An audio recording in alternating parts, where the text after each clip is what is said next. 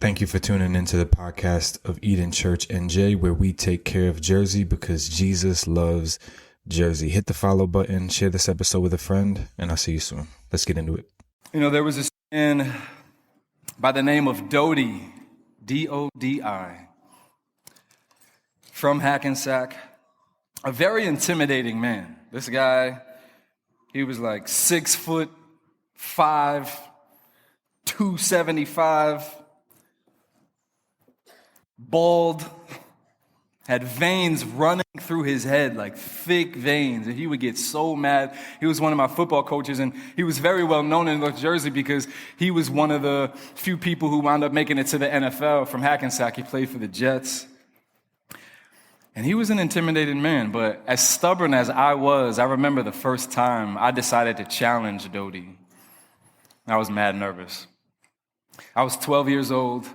And I was playing football, and I was a very scrawny football player. It was one of those football players like you would look at and be like, "Are you sure this is a sport for you?" Because but I was a strong skinny. You know what I mean? I was a strong scrawny.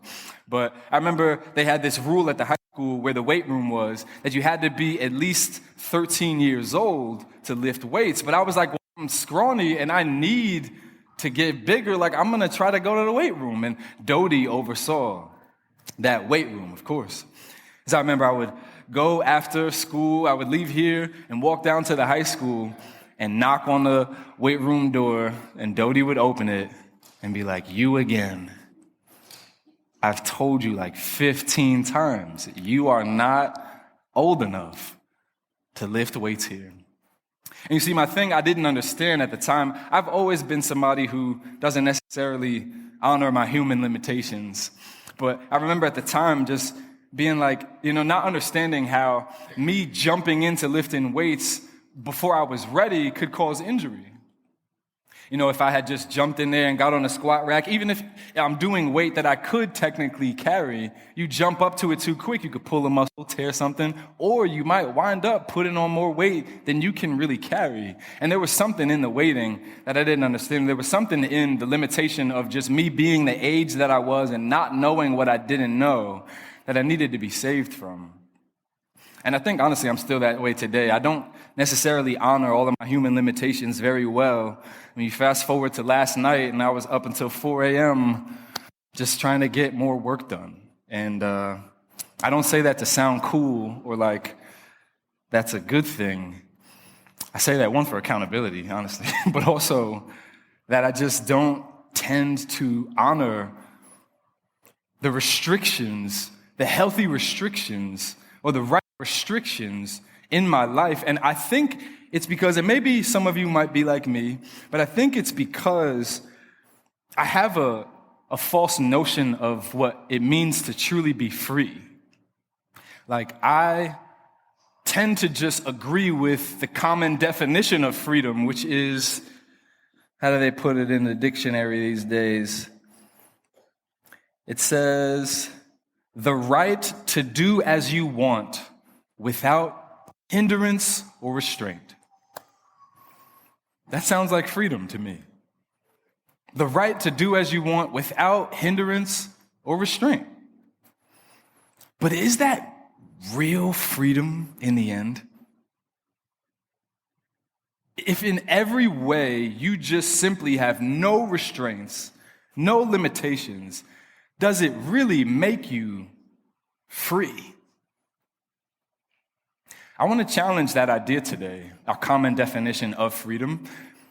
And by the end, I want to hopefully give you a new working definition of freedom that I think is going to be more sustainable for you in the long haul.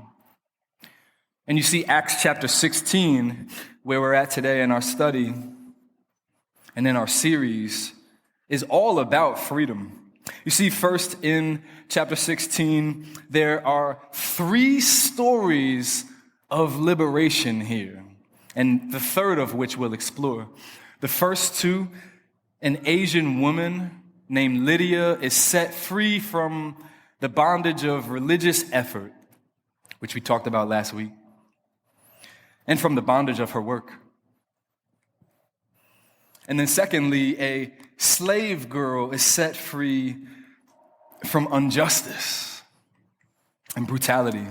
And because of that, Paul and Silas are thrown in prison for doing these good things because they set a slave girl free who was producing money for somebody, even though she was there unjustly. They set her free, and then they were thrown in jail. Not right.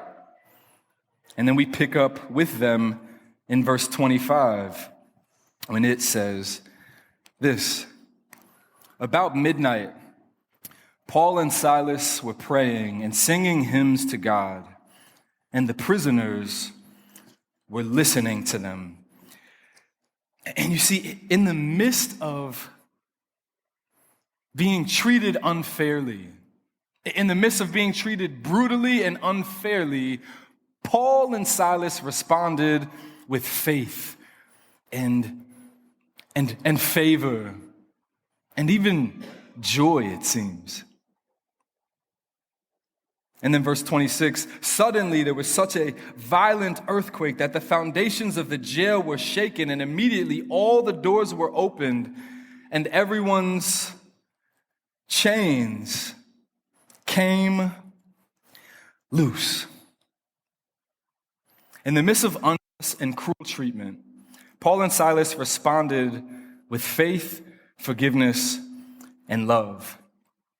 And then what happened is God caused this earthquake. And I know not everybody in here is a Christian, and we think of this idea of praise, and it sounds a little mystical, I think, sometimes. Like, what is that? Is it just when we're singing these songs that I haven't even heard before, but now I'm singing them kind of sometimes, or humming them a little bit? I don't know if I'm ready to sing the words quite yet. But what is praise? And really, worship is just our heart wholly postured toward God. It is just at the whole of our being postured toward God. And that can be flushed out in a song, but it can be flushed out in so many other ways as well. And you see here it is also a song. But I don't think we need to skip over how this natural event happened. You know, suddenly there was a violent earthquake, that the foundations of the jail were shaken.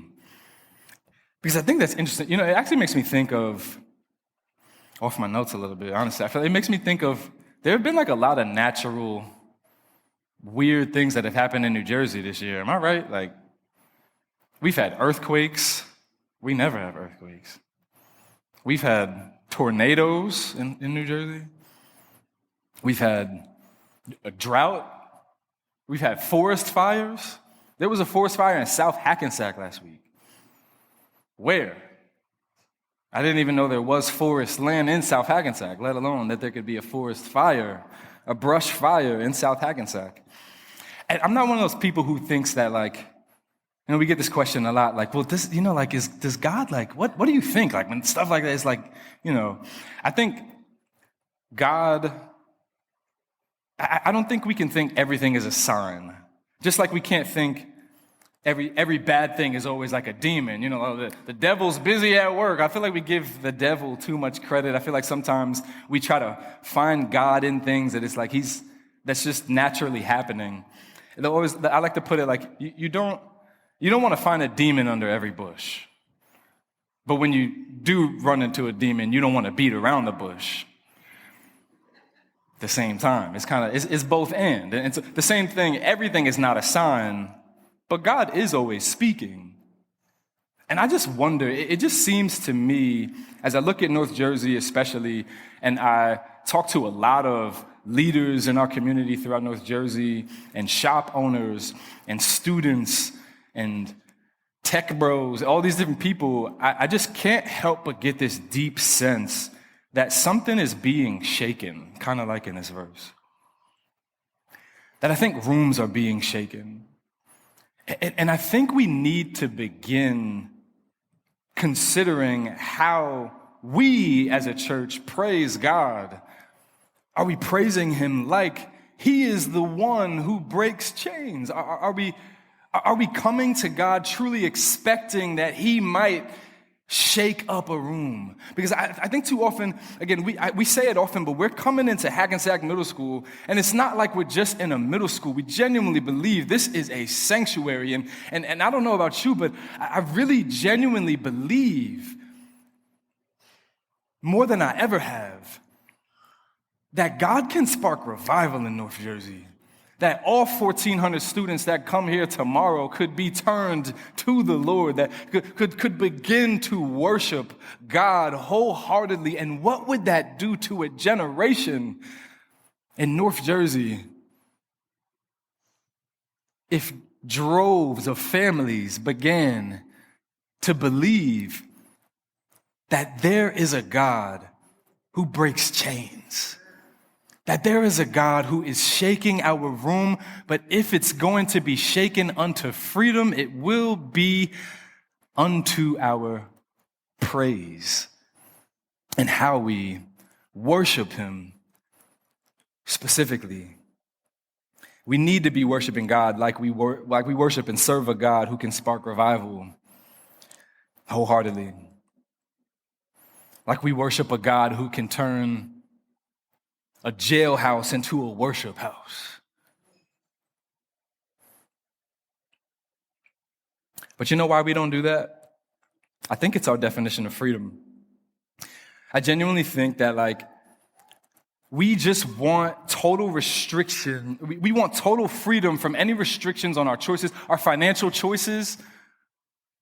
Money makes people funny. I know it's I don't want to be told how to spend my money. I earned this money. What do you mean?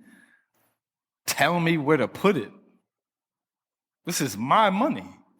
I don't want to be told what to do relationally. Who are you to get involved in my romantic life? I don't need anybody to be telling me what I can do with who and where and when. Get out of my business. We don't want to be told what to do. And maybe it's just hey, I'm a grown man. You know what I'm saying? I do not need your help. You know what I'm saying? I'm a grown man, and I do not need you to tell me how to live. I don't. I've made it this far without you, and without God even, maybe. Why would I start now? It just doesn't seem to make a whole lot of sense. Or maybe that's not you either. Maybe it's not that simple, I should say. Maybe you were in a controlling relationship before, and you know what it feels like to have a real restraint on you that wasn't healthy, and you broke free from that, and now you're why would I? This is starting to feel like that. It's starting to remind me of some things, or controlling parent. It's starting to remind me of some things that that have just traumatized me or rubbed me the wrong way, and I'm out. I need to break free from this restraint. It's not good. And so we have this working definition that is in your dictionaries. You can Google it right now. Freedom means to do what you want without any restraints or limitations. But is that realistic? I'm sensing I need to lean in there. I think that what I'm trying to say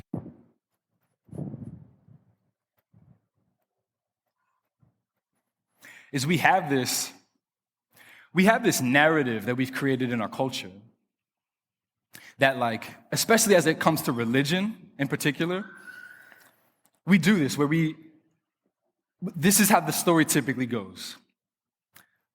Everything was good. We had good systems in place. People were being treated great and equally. If you go to ancient civilizations and all these different things, and then organized religion as we know it came about and ruined all that with all these rules and wars. And now we're fighting to get past that. That's what the story typically sounds like. But did you know it was actually a Christian value that brought about the idea that you as an individual are important just in and of yourself? That wasn't the case before. Before, it was that people were only as important as their tribe. And you, apart from your tribe, meant nothing. You were just an animal in the wilderness, allowed to be taken, enslaved, beaten, used for whatever purpose, aside from your tribe. But Genesis 1:27 was written, which says this.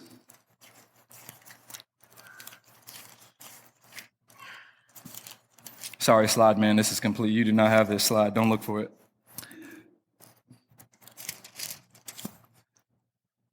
So God created man in his own image. He created him in the image of God. He created them male and female.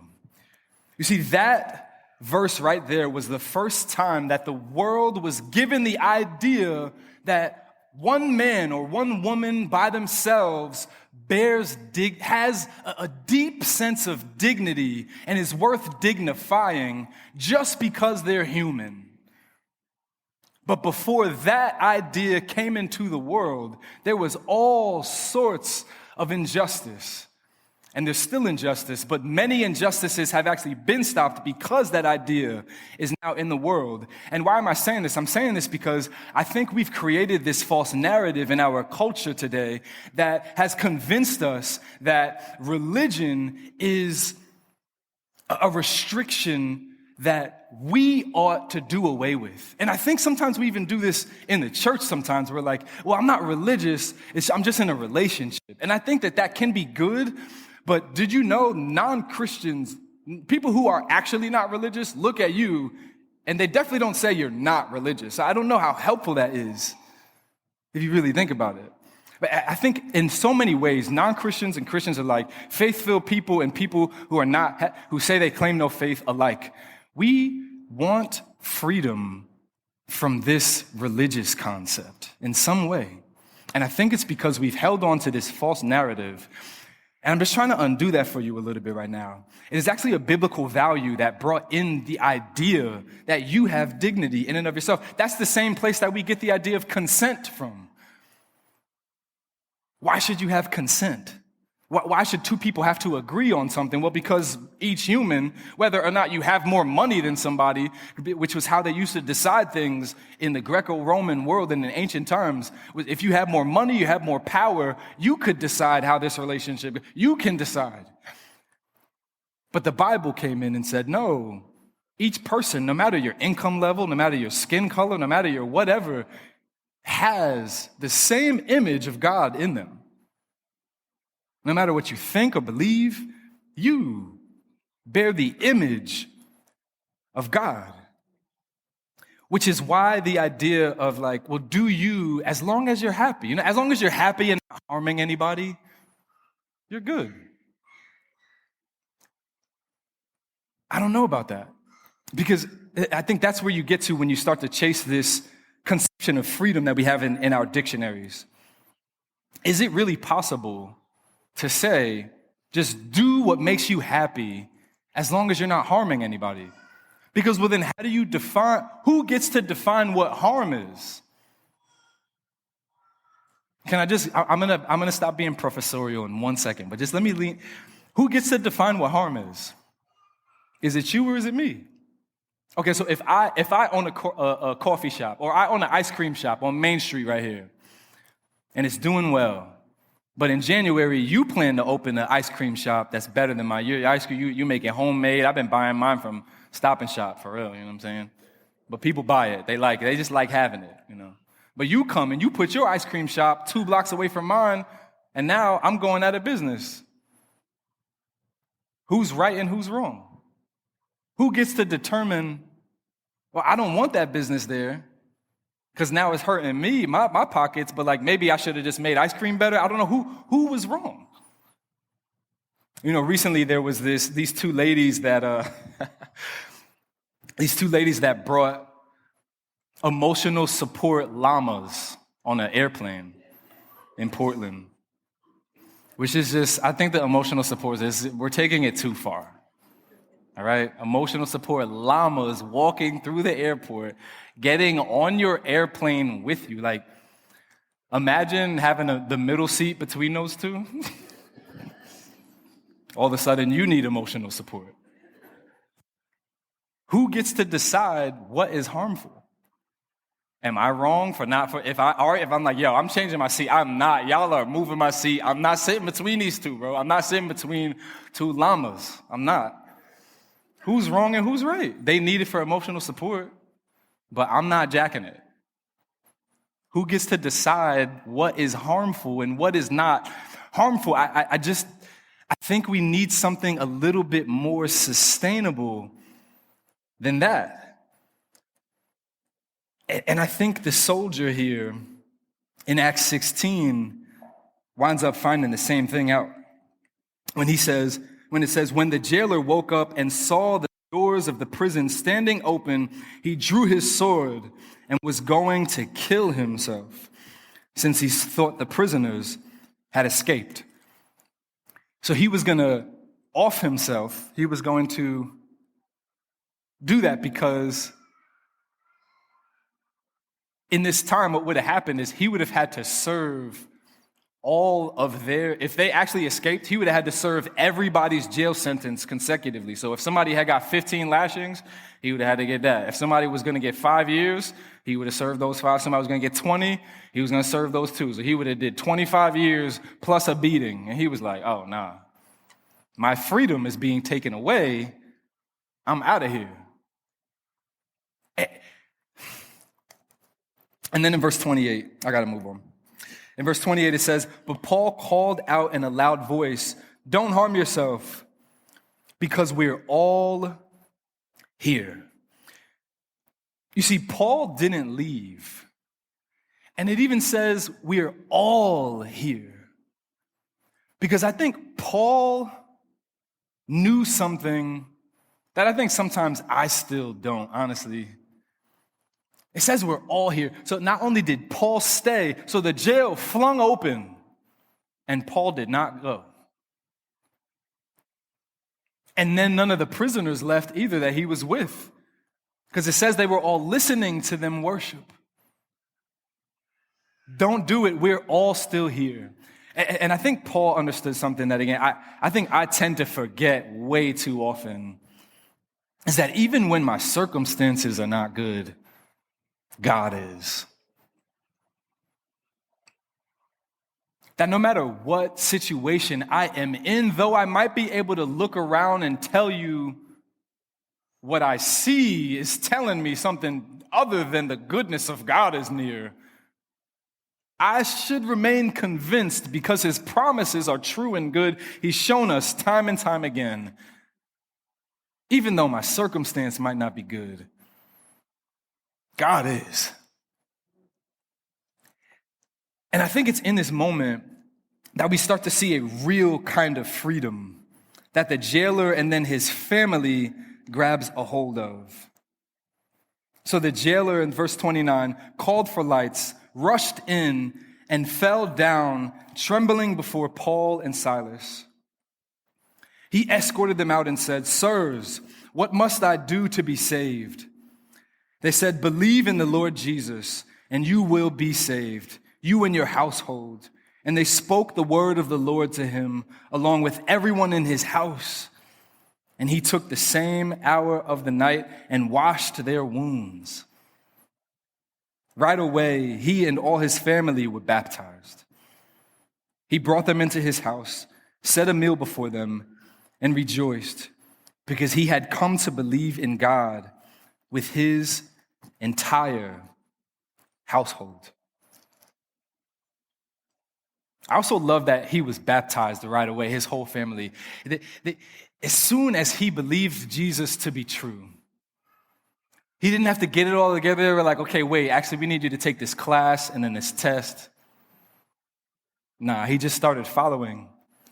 But I think he started to notice something to be true of what Paul had helped him realize after he almost made the opposite decision. And I think it's this. It's that real freedom is found not in the absence of limitations, but in the presence of the liberator. Real freedom is not the absence of all restraint. Real freedom is the presence of the right limitations. Real freedom is not just the doing what you want, the absence of all restraint and limitations. It is the presence of the right limitations. What do I mean by that? It is the limitation of a diet that gives you the freedom of good health and longevity. It is only by the constraints of really difficult, strenuous, repetitive practice that you earn the freedom to join a travel basketball team. And so I wish you would come to your coach like, hey, coach, I just want to play free. You know what I mean? Free from the restraint of your coaching and you telling me what to do. He'd be like, all right, word, feel the freedom of the bench. You feel me? Be free, be liberated from all of my coaching, and you can never play. Real freedom is not the absence of all limitations, but is the presence of the liberator. And I think that is what the jailer came to realize in this moment, that as Paul decided not to leave, he had a peace about his circumstance that was beyond what he could see in the moment. It wasn't just based off of, I'm being treated poorly. This shouldn't have happened to me. This always happens to me. Because it wasn't the only time he was ever thrown in jail. And you know what? I should just give up. And no, he praised. He worshiped, verse 25. And I think it was in that moment that others around him began to see. The other prisoners watched him. The jailer heard him. And they realized that he had something that they didn't. A peace that was beyond the understanding of their circumstances, that just didn't quite make complete sense to them. In that moment, they were starting to realize that in God and in Jesus, I'll put it this way, the Bible is not telling you how to live your life. I think what I'm realizing, the Bible is telling you how to live your life free. The Bible is showing you, Word of God isn't just basic instructions before leaving life or before leaving earth. The Bible is describing to you how to live your life with the ultimate freedom. And I think Paul knew what was coming in verse 35 when he said this, when daylight came, the chief magistrates sent the police to say, release those men. And Ben, you can make your way up. Actually, I'm going to read the rest because I like how Paul got a little ignorant here. Hold on. He was like, in verse 36, the jailer reported these words to Paul. The magistrates have sent orders for you to be released. So they realized, like, yo, something's going on. Like, this man shook the jail. We need to just let him go. Something's happened. The Lord's hand is clearly on it. We need to get out of the way. So come out now and go in peace. But Paul said to them, no, like, they beat us in public without a trial, although we are Roman citizens, and threw us in jail. And now they're going to send us away secretly?